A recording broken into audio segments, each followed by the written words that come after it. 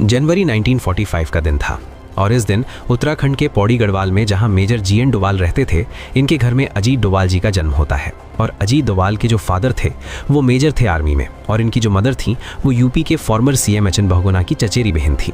अब क्योंकि इनके फादर आर्मी में थे तो आगे चल के उनका ट्रांसफ़र राजस्थान में हुआ, तो अजीत डोभाल जो थे वो भी वहीं अजमेर राजस्थान के इंडियन मिलिट्री बोर्डिंग स्कूल से ही अपनी स्कूलिंग पूरी करते हैं। और फिर इसके बाद ईयर 1967 में इन्होंने आगरा यूनिवर्सिटी से इकोनॉमिक्स में मास्टर डिग्री ली, और उसके अगले ही साल ईयर 1968 में यूपीएससी का पहला अटेम्प्ट दिया और पहले ही अटेम्प्ट में यूपीएससी क्रैक कर दिया। उस समय ये 22 साल के थे। अब आईपीएस में सिलेक्शन होने के बाद इनकी ट्रेनिंग वगैरह हुई और उसके बाद ये केरला के कुट्टियम डिस्ट्रिक्ट में एएसपी बन जाते हैं। अब जब ये एएसपी बने केरला में, तो उसके कुछ ही दिन बाद 28 दिसंबर 1971 को एक ऐसा इंसिडेंट होता है जिसकी वजह से अजीत डोभाल बहुत ही कम टाइम में फेमस हो जाते हैं। एक्चुअली हुआ क्या था कि केरला की कन्नौज डिस्ट्रिक्ट के थलासेरा में इस दिन नूर जहां एक होटल, वहां पे फर्स्ट फ्लोर से एक आदमी ने जूता फेंक दिया था, और इसको लेके दो रिलीजियस ग्रुप में लड़ाई हो जाती है। और फिर इस एरिया की सिचुएशन इतनी ज़्यादा ख़राब हो जाती है कि दंगे स्टार्ट हो जाते हैं, लूटपाट शुरू हो जाती है। दोनों ग्रुप्स ने एक दूसरे की दुकानें जलाना, सामान लूटना शुरू कर दिया था। बात इतनी बढ़ गई थी कि इस एरिया में पुलिस तक जाने से डर गई थी। अब ऐसे में उस टाइम पे कांग्रेस की गवर्नमेंट थी और कांग्रेस के जो होम मिनिस्टर थे के करुणाकरन, इन पे बहुत ज़्यादा प्रेशर हो गया था। तो ये एक ऐसे ऑफिसर को ढूंढ रहे थे जो इस एरिया में जाने से ना डरे, निडर हो और कैसे भी करके इन दंगों को रोक दे। तो उस टाइम पे ये जो सीनियर ऑफिसर थे उन्होंने बताया कि एक नया ऑफिसर आया, वो बहुत ही शार्प माइंडेड है और निडर है, तो वो इस काम के लिए सही रहेगा। तो जो सीनियर थे उन्होंने अजीत डोभाल का नाम सजेस्ट किया।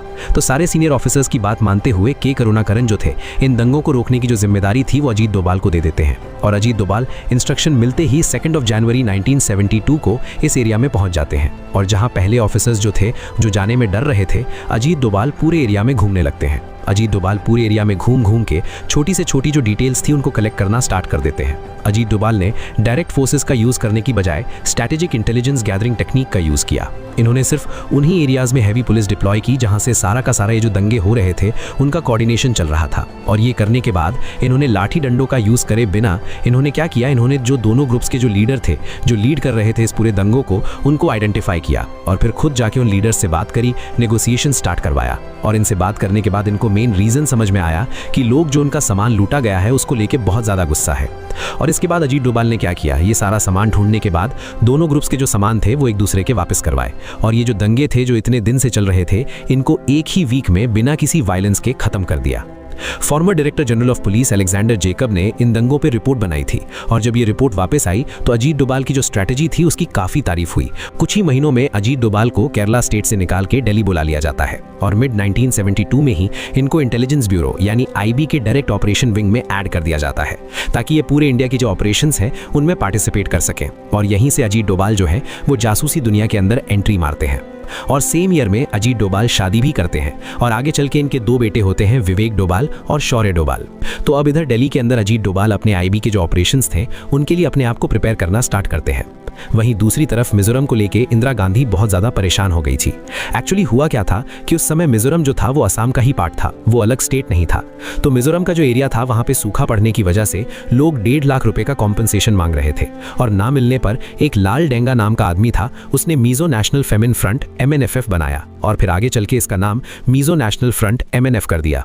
तो ये जो लाल डेंगा था, जो मिजो पॉपुलेशन थी वहाँ की, उनके मुद्दों को लेके सरकार को घेरता था और उनकी आवाज़ उठाता था। अब मिजोरम असम का हिस्सा था, और असम के अंदर ये कर दिया गया था कि जिसको असमिया लैंग्वेज आती होगी उसको ही गवर्नमेंट जॉब मिलेगी। तो इसको लेके मिजो नेशनल फ्रंट MNF, ये जिसको लाल डेंगा चला रहा था, ये गवर्नमेंट के खिलाफ खड़ा हो जाता है, और आम जनता जो थी वो भी बहुत ज़्यादा इनके सपोर्ट में आ जाती है। और हालत तब आउट ऑफ कंट्रोल हो जाती है जब आसाम राइफल जो रेजिमेंट थी, जिसमें मिजो पॉपुलेशन जो थी वो मेजॉरिटी में थी, उनकी 2 बटालियन को डिसमिस कर दिया जाता है। तो अब जब ये 2 बटालियन डिसमिस कर दी जाती है तो जो सोल्जर्स थे इस बटालियन के, वो अपने मिजो एरिया में वापस आते हैं, बहुत गुस्से में थे। और इनमें से भी 7 मेन कमांडर थे जिनकी जॉब गई थी। वो वापस आके लाल डेंगा जो था वो उसके साथ जाके मिल जाते हैं कि गवर्नमेंट जो है वो बहुत ज़्यादा नाइंसाफ़ी कर रही है और हम लोगों को हथियार उठाने पड़ेंगे। अब यहाँ से लाल डेंगा और जो उसकी MNF थी वो बहुत स्ट्रांग हो जाती है, प्लस गवर्नमेंट के खिलाफ ये लोग मिलके वायलेंस स्टार्ट कर देते हैं। मिजोरम को इंडिया से अलग करने की बातें स्टार्ट हो जाती है। इनफैक्ट BSF जो था उसके ऊपर अटैक कर देते हैं ये लोग, और इंडियन फ्लैग को हटा के अपना फ्लैग लगा देते हैं और मिजोरम को एक नया देश अनाउंस कर देते हैं।